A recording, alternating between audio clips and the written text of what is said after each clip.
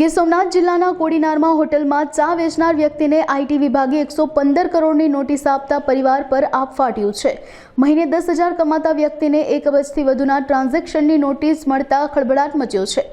આસિફ છેલ્લા 20 વર્ષથી અહીં ચા વેચવાનું કામ કરીને 10,000 રૂપિયા કમાય છે અને પરિવારનું ગુજરાન ચલાવે છે। આસિફ ક્યારેય 5 લાખથી વધુ રૂપિયા જોયા પણ નથી, પરંતુ હાલ આસિફ મોહમ્મદ શેખને આઈટી વિભાગે 115 કરોડની નોટિસ ફટકારી છે।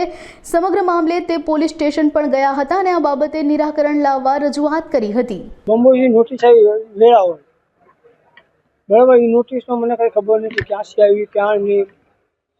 પેલી નોટિસ આવી હતી કે આવી ગયો ઓસિંતા નંબર ફેરફાર થઈ ગયો ને બીજી આવી ખવાઈ ગઈ, ત્રીજી આવી એટલે એમાં 115 કરોડ એમ લખીને આવી નોટિસ। હું તો મારા અભર છે, ના ભણેલો છે ના લખેલ છે, અંગૂઠા સાથે છે, બીજું કંઈ નથી। નહીં ક્યાંય નથી ગયો સાહેબ। હું એટલા વર્ષે આ નોકરી કરું ક્યાંય ગયો જ નથી। 25 વર્ષથી હોટલ શિવપાક ચા બનાવવાનું લોજનો બંબોથી આવેલ નોટિસ વેરાવળ, એ કંઈ અમે લખેલું નથી સાહેબ નોટિસ।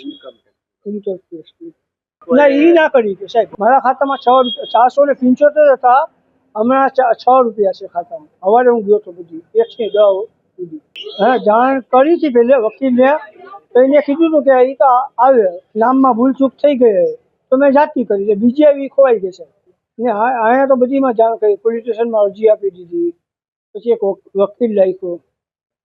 હવે એ લોકો કે વાંધો જાણ કરી દીધી સાહેબને, પોલીસ સ્ટેશનમાં અરજી આપી દીધી, તો હવે કંઈ કે આવે તો પૂછતાછ કરવા આવી, બીજું કંઈ નથી તમારા પાસે છે। હું મારા પાસે આજે ગયા હતા પણ હાથમાં ગોઈથી આમ ને ભેગી મોડું થઈ ગયું તો જઈ આવ્યું ઓળે આવ્યું પાછું ને 4.5 લાખ અત્યાર સુધી 5 લાખ બસ પછી પૂરું જોયા જ નથી બીજા 10,000 ને મહિને।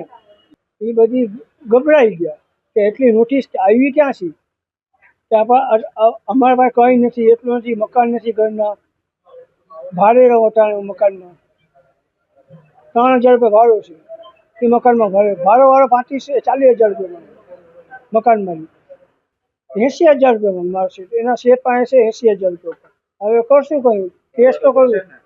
હવે ક્યાં મારા પાસે હું છે પણ તો ભરું, મારા ઘરનું મકાન નથી, ના કંઈ દુકાન નથી, કાંઈ જગા નથી, પ્લોટ નથી, નોકરી કરું ટાણે લાવું ટાણે ખાઉં।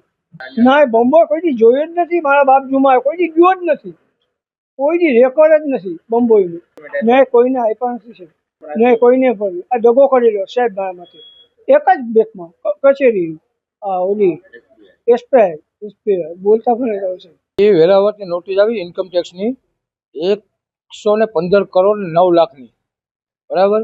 આ ત્રીજી નોટ આવી એટલે મને વાત કરી, એટલે અમે મારા સામે ઓલું કરે ને એને બતાવી કે પોલીસ કેસ કરી દે, એટલે પોલીસ કેસ કર્યો, બરાબર। હા પોલીસ કેસ કર્યો એટલે પછી પત્રકાર બધાને જાણ કરી, બરાબર।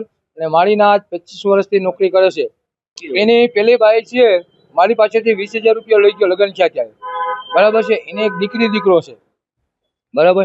એ ઓફ થઈ ગઈ, ઓફ થઈ ગયા ત્યારે 5,000 રૂપિયા ઉપાડ કરી ગયો તમારી પાસેથી, બીમારી પરિસ્થિતિ એ બિચારી ઓફ થઈ ગઈ, પછી એના મકાનમાં ભાડા એ મકાનમાં ભાડેથી જ લે છે, એ નાનપણથી સમજી ગયા, નાનપણથી રહે છે। અને અટાણા સુધીમાં મારી પાસેથી 80,000 રૂપિયા ઉપાડ લઈ ગયો, પાછા લગ્ન કર્યા અહીંયા, બરાબર છે। એની દીકરી દીકરો છે, આગલા ઘરના દીકરી દીકરો છે, એની કોઈ પરિસ્થિતિ નથી।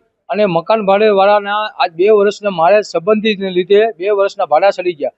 હમણાં મકાન ભાડા વાળા ખાલી કરતા હતા, એને 10,000 રૂપિયા છોકરાને ખાતામાંથી ઉપાડી 10,000 રૂપિયા 32,000 રૂપિયા ભાડા મકાન વાળો ભાગે છે, હું 80,000 રૂપિયા માગું છું, બરાબર છે। એની નોટિસ સરકારે શું ગલતી કરી, બરાબર છે, આમાં હું લેખરાજ છે એની તપાસ કરે અને આને યોગ્ય રીતે બિચારે નિર્દોષને, કાલે સવારે આપઘાત કરી ગયો નાનો માણસ તો એની જવાબદારી કોણ લેશે, સમજી ગયા। આવામાં એવો કોઈ પરિસ્થિતિ કોઈ કુટુંબમાં કોઈ પૈસા વાળો જ નથી સમય નહીં એના કોઈ એના ખાનદાનમાં પેલા લગ્ન છે એના ખાનદાનને ઓળખું છું, અને આ બીજા લગ્ન છે એના ખાનદાન ઓળખું છું, એવું તો કઈ ખોવાનું જ નથી એનું।